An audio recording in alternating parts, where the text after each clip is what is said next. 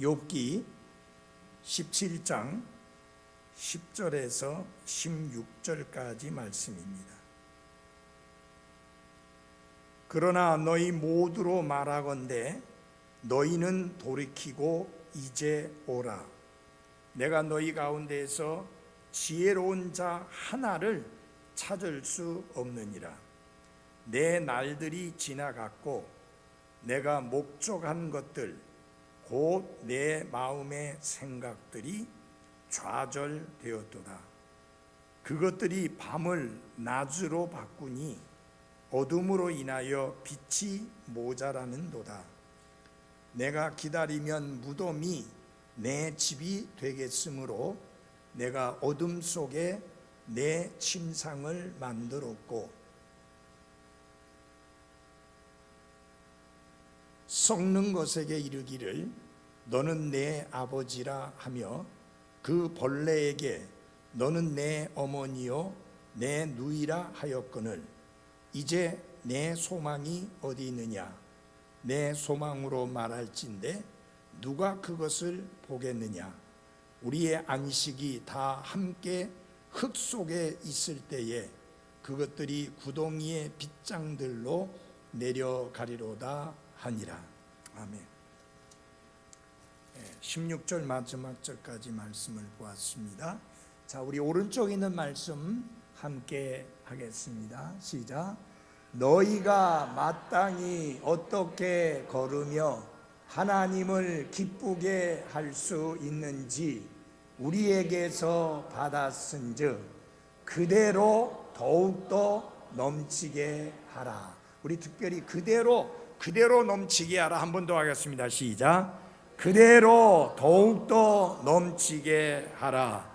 데살로니가 전서 4장 1절 말씀. 아멘. 우리의 목숨은 신성한 선물입니다. 다시 말하면 하나님이 주신 선물입니다. 본문에 보면 욥의 낙심되고 우울한 마음이 아주 깊이 있게 표현되고 있는 것을 보게 됩니다. 욥은 폭풍이 몰아치는 시련의 험한 물 속에서 멍하니 정신을 잃은 채 절망의 어둠과 고통의 감옥에 갇혀 있습니다. 이제 욥에게 있어서 그의 인생은 그의 뒤에 놓여 있고 죽음은 그의 앞에 놓여 있는 그런 상황이 되었습니다. 그의 목표와 계획은 다 사라졌습니다. 사람의 목표와 목적과 계획과 소망은 사람의 눈에 빛을 제공하는 힘이 있습니다. 그것은 밤을 낮으로 바꾸어 주는 힘이 있습니다.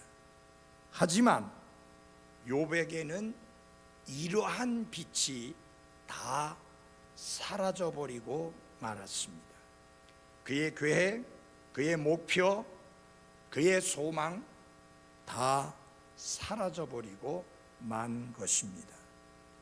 오직 그의 앞에는 어둠만 있을 뿐입니다. 오히려 무덤과 부패 그리고 죽음과 벌레가 욥의 가족이 될 정도로 상황이 무척 악화되었습니다. 근데 욥은 이런 상황이 너무 익숙해졌는지 그런 것들을 가르쳐서 무덤을 가르쳐서는 아버지라고 부르고 그리고 그 무덤에 함께 있는 벌레에 대해서는 어머니와 누이라고 부르는 것을 여기서 보게 됩니다.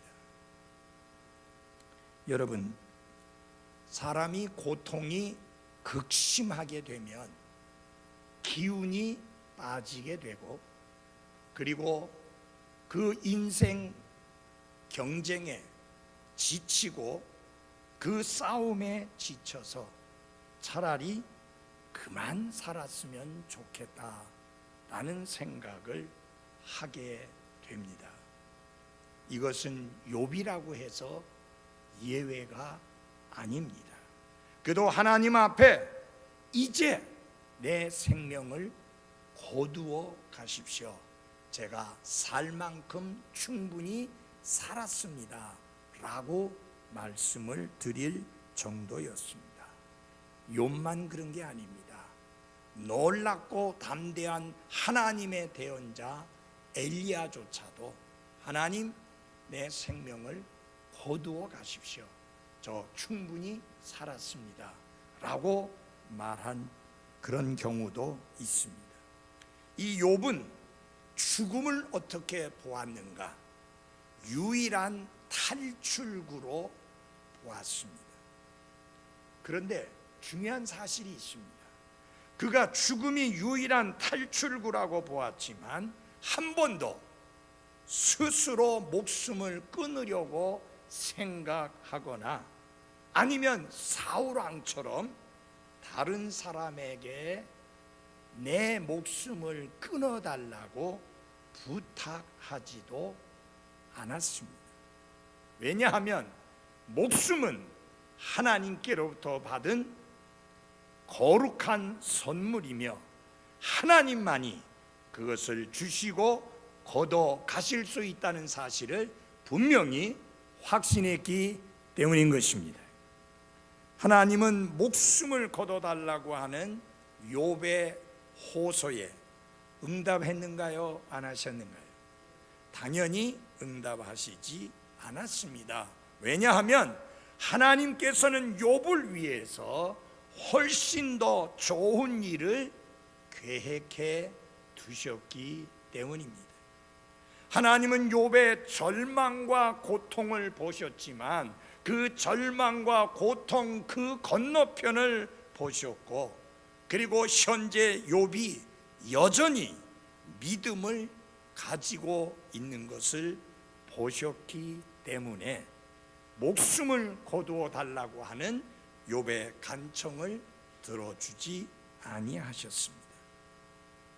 우리는 절망의 어둠과 고통의 감옥에 갇혀 있을 때 나중에는 크게 후회할 만한 어리석은 말들을, 합당치 않은 말들을 내뱉을 때가 종종 있습니다. 나중에 내가 왜 그런 말을 했을까 크게 후회할 망정, 너무 고통이 심할 때, 또 내가 너무 절망의 어둠 속에 갇혀 있을 때 우리가 그런 말을 하기가 쉽습니다. 그런데 그때의 하나님은 그 말을 들으시고 여러분이 얼마나 고통스러우면 그런 말을 할까 이해하시는 하나님이시요, 그것 때문에 여러분과 저를 혼쭐 내는 하나님은 아니십니다. 그분은 너그러우신 하나님이시기 때문입니다. 그러나 우리가 중요하게 여겨야 될 것은 있습니다. 그렇다고 해서 우리가 분별 없이 함부로 무슨 말이든지 떠들어대서는 안 됩니다. 우리가 너무 고통스럽기 때문에, 너무 견디기 힘들기 때문에 생각지 못했던 바람직하지 않은 말들을 내뱉을 수 있지만, 그러나 그것을 합리화시키면서 그것도 괜찮다라고 스스로를 위로하는 그런 사람이 되어서는 물론 안 됩니다. 우리가 위기를 겪게 될 때에, 고통의 골짜기를 통과할 때에 제일 중요한 것이 있는데, 그것은 무엇이냐? 위기 속에 일하시는 하나님을 바라보아야만 하는 것입니다. 다시 말하면 우리에게 가장 필요한 것은 우리가 현재 겪고 있는 위기 속에서 아무것도 안 하고 내팽개쳐 주시는 것이 아니라 열심히 역사하시는, 일하시는 그 하나님을 생각하고 그 하나님을 바라보아야만 한다는 것입니다. 하나님이 우리의 선을 위해서 열심히 일하시고 계시다는 사실을 알아야 할 뿐만 아니라 그것을 눈을 돌려 바라보는 믿음이 필요합니다. 우리가 처한 환경에서 눈을 돌려서 우리의 이 어려운 위기 속에 일하고 계시는 하나님을 바라보는 믿음의 눈이 필요합니다. 결코 하나님을 여러분에 대해서 무관심한 그런 하나님처럼 생각해서는 안 됩니다. 여러분, 분명한 사실은 하나님은 나와 여러분이 처해 있는 형편을 다 아실 뿐만 아니라 그 하나님은 그저 구경만 하고 계시는 분이 아니라 나의 여러분의 유익과 선을 위해서, 그리고 하나님의 영광을 위해서 일하시는 하나님이라는 사실을 명심해야 될 필요가 있습니다. 그래서 성경이 가르치고 있는 그대로의 하나님을 바라보는 믿음이 필요하다. 내 시련과 내 아픔과 내 고통과 내 위기의 배후에서, 막후에서 하나님 자신의 영광과 우리의 선을 이루기 위해서 그 끔찍한 시련 속에서도 열심히 일하시는 하나님을 알고 그 하나님을 바라보는 믿음이 필요합니다. 여러분, 야곱은 왜 하나님이 나를 이렇게 대적하고 힘들게 만드는 일들만 일어나게 하시는가 라고 불평을 토로했습니다. 그러나 하나님은 야곱을 괴롭히고 힘들게 만들기 위해서 그렇게 하신 것은 아닙니다. 여러분, 야곱은 다듬어지고 빚어져야 될 필요가 있었습니다. 그리고 그가 철저하게 배워야 될 것이 있었습니다. 그건 무엇입니까? 다른 사람을 속이거나 하나님을 속이는 것은 죄악이며 반드시 심은 대로 거둔다는 사실을 배워야 될 필요가 있는데, 철저하게 자신의 아들로부터 속임을 당하면서 철저하게 그 값을 지불하는 것을 볼 수 있습니다. 그래서 절대로 여러분, 하나님은 놀거나 주무시거나 자지 아니하시고 우리를 돌보시고 우리를 살펴보시고 우리를 위하여 우리의 위기와 시련 중에 일하시는 하나님이라는 사실을 늘 기억하며 살아가는 성도들이 되시기를 바랍니다. 우리가 이런 식으로 하나님을 바라보게 될 때에 우리는 큰 힘을 얻게 되고 용기를 가지게 됩니다. 저는 이 요셉의 삶을 참 좋아하는 이유가 있습니다. 참 요셉은 그의 삶 속에서 상상을 초월한 엄청난 어려움들을 지속적으로 겪고 있습니다. 그 아버지가 편애만 하지 않으셨다면 그는 형들로부터 미움을 살 일이 없었을 것입니다.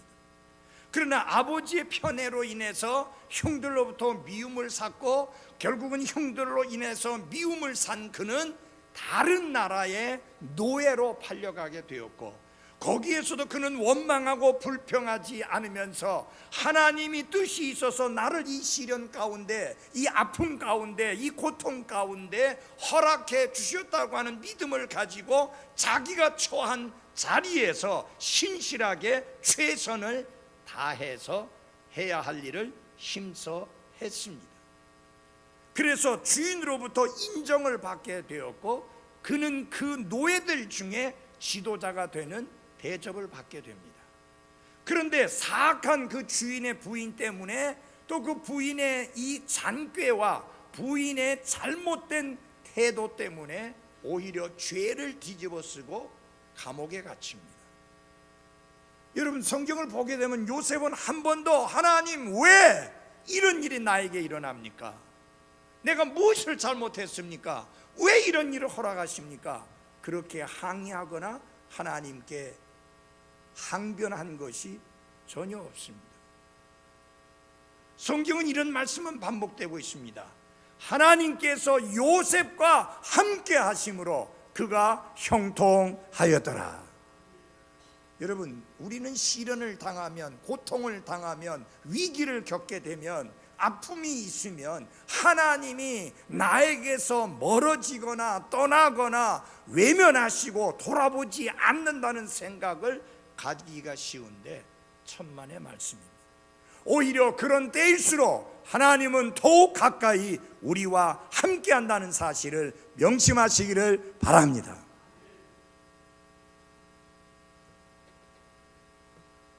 여러분, 양이 아프거나 다칠 때 목자가 양 곁에 가장 가까이 있습니다. 여러분과 내가 시련을 겪거나 아픔을 겪거나 고난을 당하거나 고통을 겪거나 재앙을 경험하게 될 때 하나님은 외면하시는 게 아니라 오히려 나와 가장 가까이 계시고 나와 함께 계시며 그 시련을 통해서 우리를 다듬으시고 빚으신다고 하는 사실입니다. 우리 주위에는 좌절하고 상처받은 사람들이 너무나 많이 있습니다. 우리는 그들을 위로해 줘야 되고 우리는 그들을 도와주어야 합니다. 특별히 우리가 이 상처받은 사람들을 위로하기 위해서 필요한 몇 가지 성경적인 지침이 있는데 그걸 우리가 함께 살펴보아야 할 것입니다. 첫째는 뭐냐? 위로해 주기 위해서, 위로를 위하여 하나님의 지혜를 구하라 하는 것입니다. 여러분, 지금 욥의 친구들이 왜 왔죠? 욥을 뭐 하러 왔죠? 위로하러 왔습니다. 그래서 정말 그 욥의 친구들은 욥을 위로해 주었는가요? 아니요. 이 형편없는 위로자인 욥의 친구들은 전혀 욥을 위로해 주지 못하고 오히려 상처에다가 식초를 붓듯이 더 큰 아픔만 더했을 뿐입니다. 욥의 친구들은 진정으로 욥을 위로할 것처럼 찾아왔고 욥을 위로하는 사람처럼 이야기했지만 그들의 이야기는 전혀 하나님의 말씀과 일치하지 않았을 뿐만 아니라 욥이 처한 상황하고도 전혀 맞지 않는 그런 판단이었습니다. 욥의 친구들은 욥이 진정으로 회개하고 하나님께로 돌이킨다고 하면 예전에 형통했던 그런 시절로 다시 돌아가게 될 것이라고 하면서 욥에게 계속해서 죄를 회개하고 하나님께로부터 돌이키라고, 하나님께 돌이키라고 강력하게 촉구를 했습니다. 그러면서 욥을 정죄하고 욥을 비난하고 욥을 비판하고 욥을 판단하면서 욥을 말할 수 없이 공격하였습니다. 그들이 한 그것은 욥을 위로하기 위해서 했다고 하는 것입니다. 그러나 그들은 욥이 겪는 고통의 성격이 무엇인지도 알지 못했고 왜 욥이 고통을 당하는지에 대해서도 전혀 알지 못하는 눈먼 소경 같은 사람들이었습니다. 그래서 그들이 내뱉는 위로의 말들에 대해서 욥은 뭐라고 판단하느냐? 그들이 한 조언이나 그들이 한 위로는 무익하다고 판단을 내리고 뭐라고 말을 했느냐면 너희들은 형편없는 위로자다. Miserable comfort. 너희들은 진정한 위로자가 아니라 형편없는 위로자다. 그 다음에 뭐라고 말씀했느냐? 다 쓸모없는 의사들이다 라고 말했습니다. 여러분, 의사는 의사인데 전혀 쓸모가 없는 의사라고 그렇게 말한 것입니다. 너희들은 의사로서 아픈 자를 고친다고 그래서 고치러 왔다고 하지만 실상은 전혀 가치가 없는, 쓸모가 없는 의사들이다 라고 말했습니다.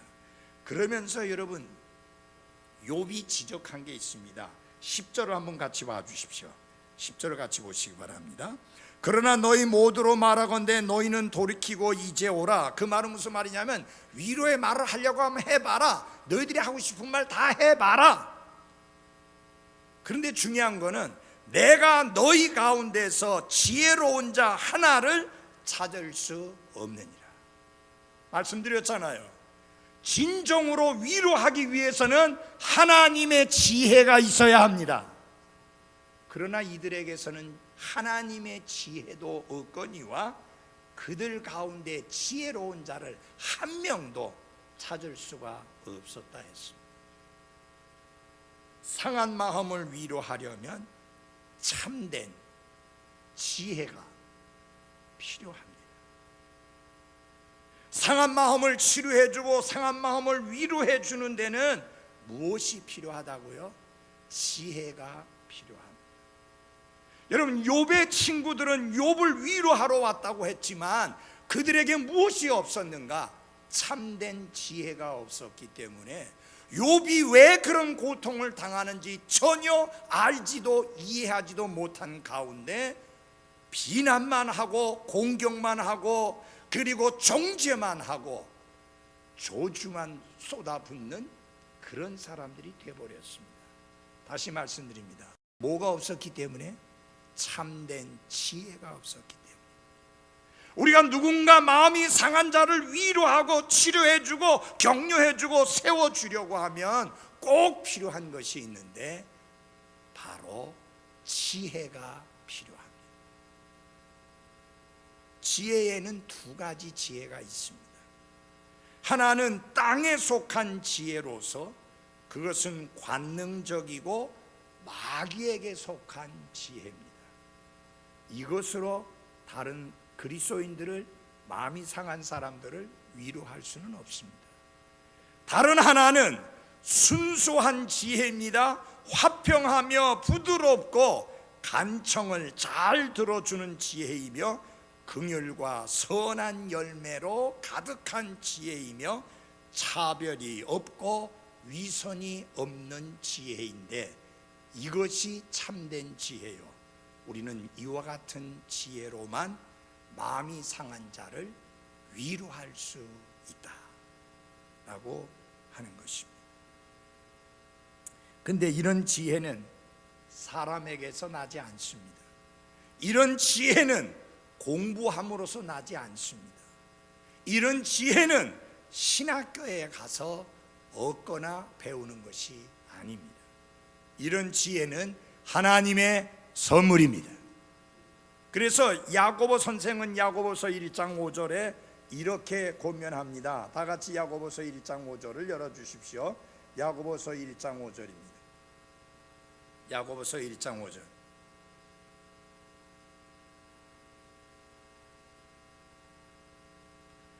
너희 중에 어떤 사람이 지혜가 부족하거든, 그 다음에 같이 읽겠습니다. 시작.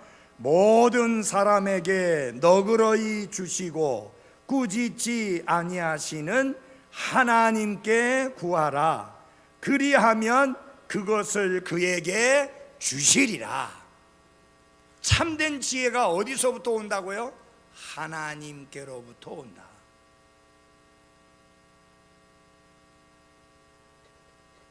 많이 배웠다고 해서 지혜가 있는 게 아닙니다. 지혜는 학교에서 배우는 게 아닙니다. 지혜는 학문을 통해서 얻는 게 아닙니다. 지혜는 하나님께, 즉 너그러우시고 꾸짖지 아니하시고 너그럽게 허락해 주시는 지혜의 하나님께 구할 때에 하나님이 선물로 주시는 것입니다. 그러니까 여러분 잘 들어주세요. 우리 모두는 하나님께로부터 오는 지혜를 얻을 수 있는 자격이 있습니다. 왜냐하면 하나님께 구하면 하나님이 주시겠다고 약속했기 때문입니다. 많이 배운 사람들이 미련하게 행함으로 인하여 자신의 삶을 망치는 경우들을 우리는 많이 봅니다. 정치권 속에 그런 사람들이 있고 경제에 깊이 관여된 사람들 가운데 그런 사람들이 있고 국회의원들 가운데 그렇게 미련한 사람들이 많이 있습니다. 여러분, 다른 사람들부터 뇌물을 받은 거 그 미련하니까 받았잖아요. 결국 그가 그 값을 치르게 될 것을 뻔히 알면서도 받았으니까 지혜가 있는 사람이 없는 사람이에요. 지혜가 없는 사람이에요. 자, 뇌물을 줬다가는 끔찍한 일을 당하는 거 뻔히 알면서도 뇌물 줬으면 그 사람이 외국에서 공부해갖고 경제학 박사 학위를 받아왔더라도 그는 뭐가 없는 사람이에요? 지혜가 없는 사람이에요. 지식은 있는데 지혜가 없는 사람이에요. 우리가 삶을 살아가는 데 있어서 필요한 것은 하나님의 말씀을 아는 지식과 함께 하나님의 지혜가 필요합니다. 참된 지혜, 거룩한 지혜, 깨끗한 지혜가, 순수한 지혜가 필요하죠. 위선이 없는 지혜가 필요하죠. 이게 참된 지혜고, 이 지혜는 어디서부터 오느냐? 하나님께로부터 온다라는 사실. 그래서 우리가 누군가를 위로할 때 여러분, 인간적인 말로 위로하려고 애쓰지 마십시오. 상처 입은 사람에게, 고통을 겪고 있는 사람에게, 아픔을 겪고 있는 사람에게 위로한답시고 찾아갔다고 하면 인간적인 말로 그를 위로해서 그를 위로할 수 있을 것이라고 생각하시면 그건 불신자의 생각이지 그리스도인의 생각이 아닙니다. 우리는 하나님의 약속으로 위로해야 되고, 하나님의 사랑으로 위로해야 되고, 하나님의 은혜와 긍휼로 위로해야 되고, 확실한 소망과 같은 것으로 마음이 상한 사람들을 위로해야 하는 것입니다. 이게 참된 위로예요. 아멘. 오늘은 뭐 아멘 안 하기로 작정하셨어요? 오늘 딱 굳어가지고 그냥 가만히 계신데 추위 때문에 얼어버렸어요? 여러분, 안 믿는 사람들이 위로하는 방법, 불신자들이 위로하는 방법하고 그리스도인들이, 하나님의 자녀들이 위로하는 방법은 하늘과 땅처럼 차이가 있습니다. 육신적인 방법으로, 인간적인 생각으로 위로하려고 하지 말고 하나님의 방법으로 위로하라. 그가 하나님의 약속을 붙들 수 있도록, 그가 하나님의 사랑에 의하여 감동을 받아서 위로를 받을 수 있도록, 하나님이 얼마나 은혜와 풍성한 긍휼을 베풀어 주신가를 그가 깨달음으로 위로받을 수 있도록, 우리가 가진 소망이 얼마나 놀랍고 확실한 소망인가 하는 것을 통해서 마음이 상한 사람을 위로하는 성경적인 위로, 참된 위로를 해야 되는데, 이런 성경적이고 참된 위로를 하려면 어떻게 해야 됩니까? 하나님으로부터 오는 뭐가 필요하다? 지혜가 필요하다.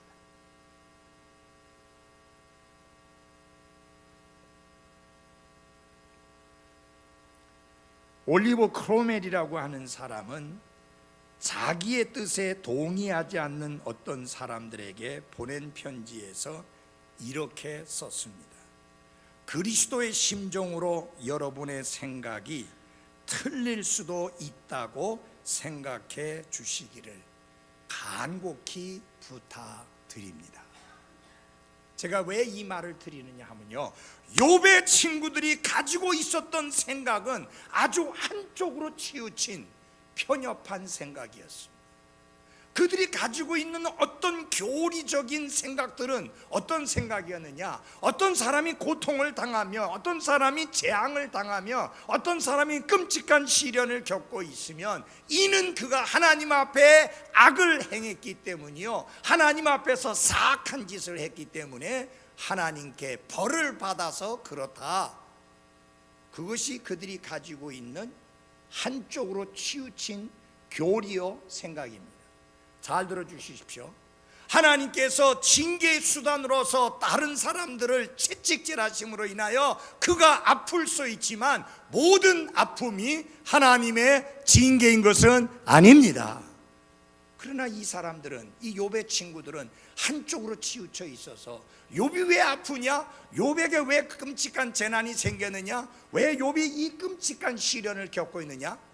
하나님 앞에 사악한 죄악을 저질렀기 때문이다. 그러므로 회개하라.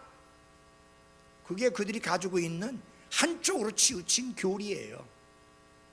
그들은 자신들이 틀렸다고 하는 생각을 좀 한 번쯤은 해봐야 되는데, 여러분, 욥기서가 끝날 때까지 하나님이 간섭하셔서 쫙 해결해 주실 때까지 이들은 계속 그 주장을 펼치고 있습니다. 지독한 고집쟁이들입니다. 아니, 그렇게 욥이 계속 자기 자신을 이야기하고 변명하고 변호하고 설명하면 그럴 수도 있겠구나 라고 생각을 해봐야 되는데, 아예 욥이 하는 말에 대해서는 귀를 닫고 그들 이야기만 계속하는 거예요. 그래서 제가 여러분들에게 말씀드리는 게 그거예요. 그리스도의 심정으로 여러분의 생각이 틀릴 수도 있다고 생각해 주시기를 간곡히 부탁드립니다. 그 말입니다. 여러분, 하나님께서 우리의 삶 속에 시련과 아픔 가운데 크게 위로하심으로 우리가 위로를 받은 경우가 한두 번이 아닙니다. 그런데 하나님이 왜 우리로 하여금 이렇게 위로를 받게 하시는가? 하나님이 우리를 위로하시는 것은 위로를 받는 사람을 만들기 위함이 아니라 우리가 다른 사람들을 위로하는 자로 만들기 위함이다. 그래서 여러분이 하나님께로부터 받은 위로가 있으면 그 위로로 마음이 상한 사람을 위로하는 일에 아름답게 사용하시기를 바랍니다. 우리 다 같이 고린도후서 1장을 열어주십시오. 고린도후서 1장입니다.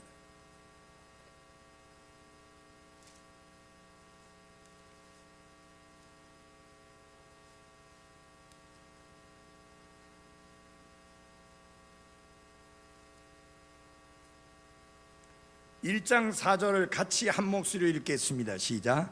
그분께서 우리의 모든 환난 중에서 우리를 위로하심은 우리 자신이 하나님께 위로받을 때 얻는 위로를 힘입어 우리가 어떤 고난 중에 있는 자들도 능히 위로하게 하려 하심이라.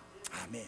어떤 고난 중에 있는 사람도 능히 위로할 수 있도록 위로의 하나님께서 먼저 우리를 위로해 주신다. 그래서 여러분, 누군가 마음이 상한 자를 위로하려면 뭐가 필요하다? 참된 지혜, 하나님께로부터 오는 지혜가 필요합니다. 왜 욥의 친구들은 진정한 위로자가 될 수 없었는가? 왜 형편없는 위로자들이요, 왜 쓸모없는 그런 의사들과 같은 사람들이 되었는가? 그들에게 하나님께로부터 오는 뭐가 없었어요? 큰 소리로 뭐가 없어서? 참된 지혜가 없었기 때문입니다. 하나님께로부터 오는 참된 지혜가 없이는 다른 사람을 진정으로 위로해 줄 수 있는 위로자가 될 수 없습니다. 두 번째로 우리가 배울 수 있는 놀라운 교훈은 어리석은 위로는 전혀 도움이 되지 않는다고 하는 사실입니다. 여러분이 알다시피 욥의 친구들이 욥을 위로하기 위해서 먼 나라로부터 왔지만 여기 욥기 17장에 오기까지 욥이 그 친구들로부터 내가 엄청난 위로를 받았다는 고백과 간증을 하는 것을 들어보셨어요? 아니요. 뭐만 받았어요? 상처만 받았어요. 왜 상처만 받았는가? 왜 그들의 위로가 도움이 되지 않았는가?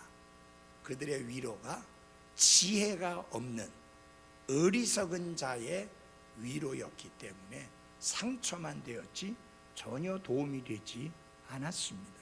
그래서 어리석은 위로는 전혀 도움이 되지 않는다고 하는 사실입니다. 욥은 지금도, 다시 말하면 친구들의 위로 후에도 여전히 혼란 속에 빠져 있고 아픔 가운데 처해 있는 것을 보게 됩니다. 우리 한번 보겠습니다. 11절입니다. 욥기 17장 11절입니다. 내 날들이 지나갔고 내가 목적한 것들 곧 내 마음의 생각들이 좌절되었도다. 그것들이 밤을 낮으로 바꾸니 어둠으로 인하여 빛이 모자라는도다. 욥은 한때 그가 형통하던 때에 그가 하고자 하는 계획과 그가 누리고 있었던 것을 다시 누리게 될 것을 기대하면서 즐거워했었지만, 그러나 시간만 흐르고 있을 뿐, 그의 날들이 지나가고 있을 뿐, 그가 계획했던 모든 것들이 이제 다 물거품으로 돌아갔고, 그가 가졌던 모든 기대들이 산산조각이 나버리고 만 것을 발견한 것입니다. 욥은 그래서 많은 경건한 생각과 계획들을 가지고 있었지만, 그러나 그 모든 계획과 생각들이 이제는 다 끝장이 나버리고 말았다라는 것을 알게 된 것입니다. 결국은 그가 만족해야 할 만한 날은 결코 오지 아니할 것이라고 결론을 내렸고, 결국은 그가 계획하고 그가 바라던 것을 이루지 못한 채 죽음을 맞게 될 것이라는 사실을 그가 인식하게 되었습니다. 그러다 보니까 어때요? 생각이 많아집니다. 그래서 12절에 보니까 그것들이 밤을 낮으로 바꾸니 어둠으로 인하여 빛이 모자라는도다 그랬습니다. 어떤 사람들은 허랑방탕하면서 사느라고 밤을 지새우지만, 욥은 밤낮으로 생각을 많이 하느라고 지금 밤을 지새우고 있다고 말하고 있습니다. 그 생각들은 밤에 쉬는 것을 방해했습니다. 뜬 눈으로 밤을 지새웠기 때문에 그에게는 밤도 낮처럼 피곤하였고, 밤에 잠을 자지 못하고 뒤척이다 보니 밤 시간도 낮에 땀 흘리는 것만큼이나 지치게 만들었습니다. 사랑하는 성도 여러분, 여러분 잠 잘 주무세요? 잠 잘 잘 수 있는 거 감사하십시오. 밤새도록 이리 뒤척 저리 뒤척 하면서 잠을 이루지 못해서 밤 시간에도 낮에 땀 흘려 일하는 것만큼 여러분의 몸을 지치게 만든다면 이게 얼마나 힘들겠어요. 지금 욥이 그런 상황이라는 거예요. 그러니까 지금 욥은 무슨 생각만 하느냐? 빨리 죽어서 탈출해야 되겠다, 그 생각밖에 없는 거예요. 뿐만 아니라 그가 낮을 즐기는 것을 방해하게 되었습니다. 아침의 빛은 좋은 것이지만 그의 내면이 어둡기 때문에 그 빛이 주는 위로도 곧 사라져 버려서 낮에도 어둡고 캄캄한 밤만큼이나 내게는 절망적이다. 밤도 쉼이 되지 못하고 낮도 즐거움이 되지 못한다.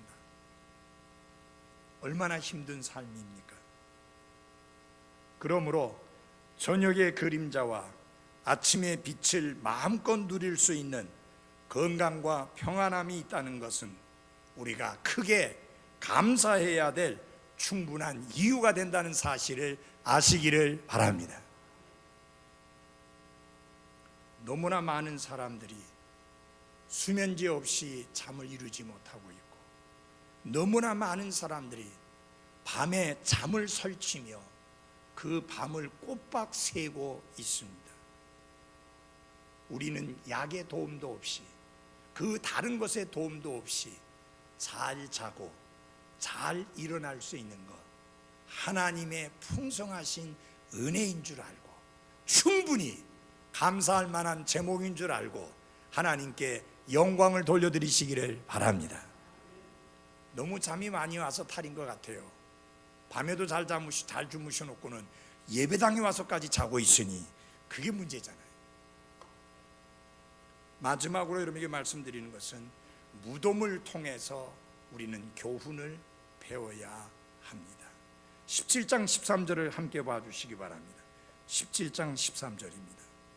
내가 기다리면 무덤이 내 집이 되겠으므로 내가 어둠 속에 내 침상을 만들었고 그랬습니다.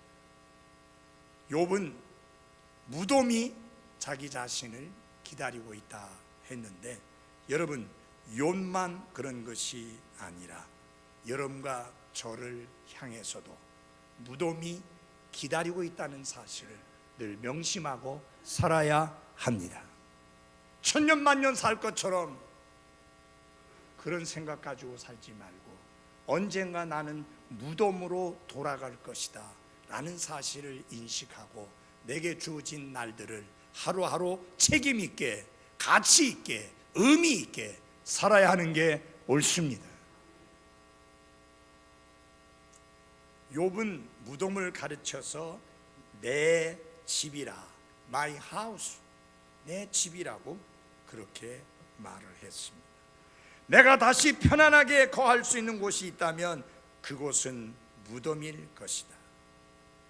내가 죽음의 나의 이 괴로움으로부터 벗어날 탈출구가 있다고 여긴다면 그것은 나 자신을 속이는 것이 되리라. 죽음만큼 확실한 탈출구는 없다.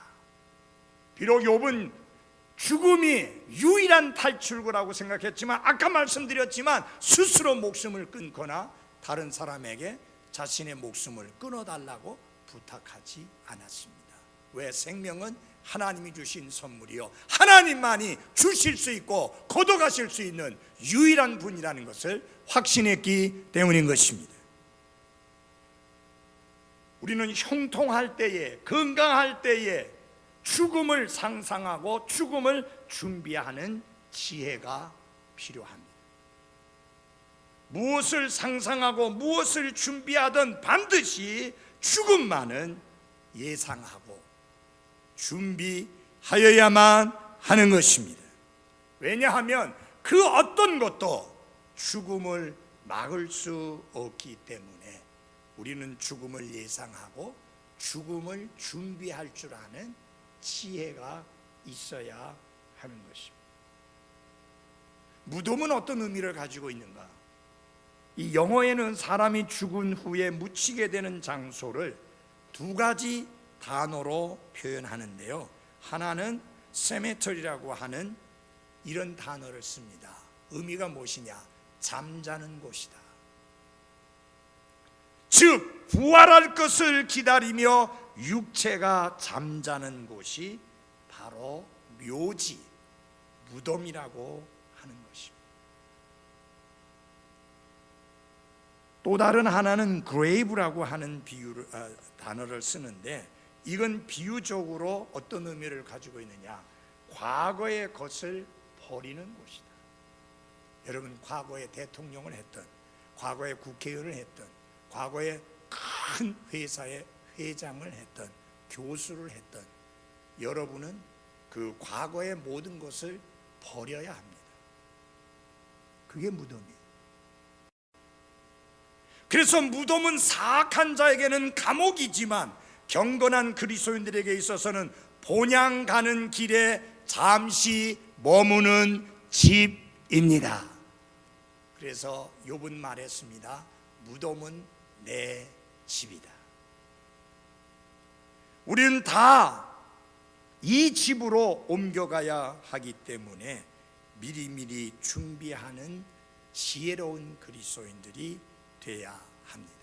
영원한 본향으로 가기 전에 이 세상에서 무덤으로 잠시 거처를 옮겨 그곳에 머물러야 하는데 바로 그것이 무덤이다. 잠시 머무는 곳, 부활 아침 때까지. 그래서 우리는 그때의 그 무덤에 들어갈 때를 상상하고 예상하고 준비된 삶을 살아야 합니다. 찬송 중에 그런 찬송이 있습니다. Are you ready? 준비되었는가? 주님 다시 오실 날 주님을 맞을 준비가 되었느냐라는 찬송도 있죠. 그거 이전에 무덤에 갈 준비가 되었는가? 왜요? 무덤은 아까 말씀드렸잖아요. 잠자는 곳이고, 언제까지? 부활 아침에 깰 때까지 잠자는 곳이고, 우리의 모든 과거의 것을 버리는 곳이 무덤인데, 우리는 그 무덤을 예상하고 그 무덤을 위하여 준비된 지혜로운 삶을 살아야 합니다. 여기 욥은 이렇게 말합니다. 내가 어둠 속에 내 침상을 만들었다. 그 말은 무슨 말이냐면 자신은 무덤에 가서 그곳에 누워 편히 쉴 것이라고 하는 생각을 가진 겁니다. 사랑하는 그리스도인 여러분, 무덤은 하나의 침상, 침대와 같습니다. 왜냐하면 우리가 그곳에 가서 누워 쉬다가 주님이 다시 오셔서 잠자는 우리를 깨울 때까지 그곳에서 쉬는 곳이기 때문에 무덤은 그리스도인에게 있어서 침상과 같다, 침대와 같다. 여러분, 무덤이 끔찍하고 죽음이 끔찍하고 두려운 것이 아니라 죽음은 내가 가서 쉬게 될 집이다. 영원한 본향에 가기 전에 잠시 머무는 집이다. 아멘. 네. 그리고 주님이 일으키셔서 공중으로 채어 올라갈 때까지 침대에서 쉬는 장소가 무덤이다. 우리가 이런 믿음을 가지고 살 때 우리는 죽음을 두려워하지 않을 뿐만 아니라 이 땅에 애착을 가지지 않고 살아갈 수가 있는 것입니다. 여러분, 그렇기 때문에 앞서간 믿음의 사람들은 죽음을 두려워하지 않았습니다. 아버지가 부르는데 기꺼이 가지 못할 이유가 어디 있겠습니까? 마지막으로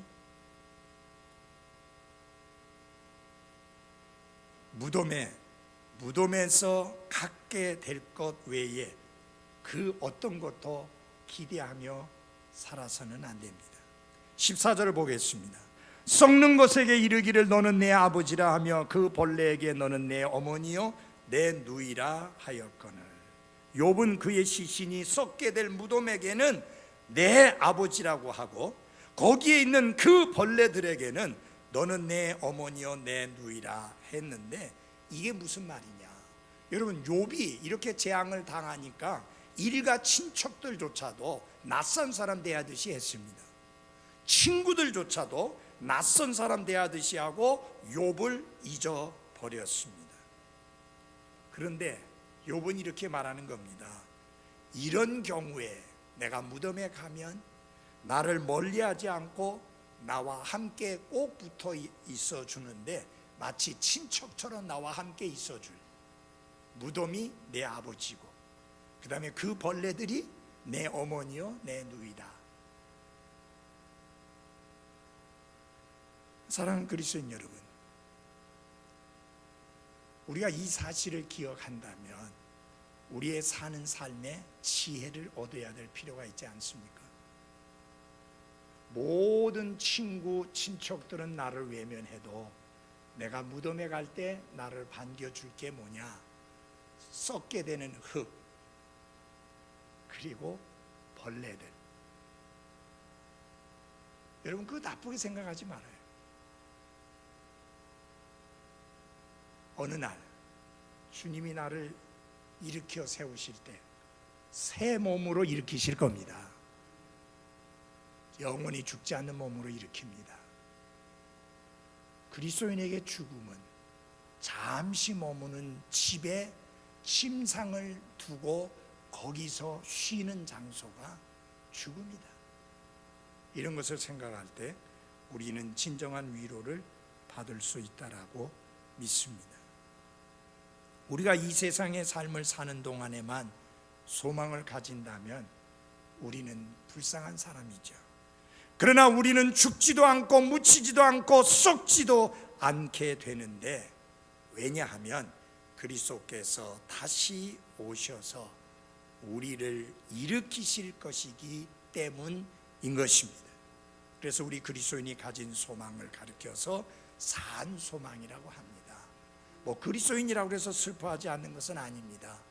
그러나 아무 소망이 없는 사람들과 같이 슬퍼하지는 않습니다.